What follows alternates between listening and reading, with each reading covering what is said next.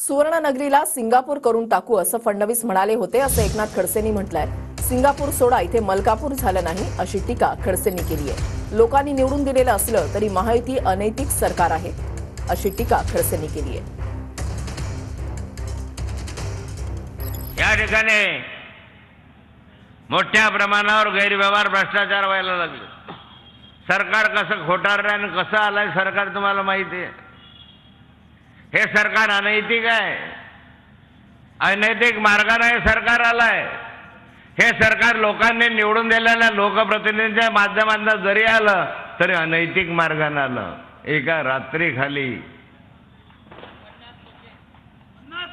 रात्रीखाली आमदार फुटले। देवेंद्र फडणवीस या ठिकाणी आले, 100 कोटी तुम्हाला देतो। मागच्या बरं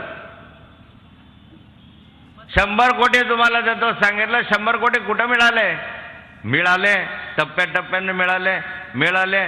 ते अर्धे या खड्ड्यांमध्ये जिरले आणि अर्धे रस्त्यांच्या कामासाठी उरले।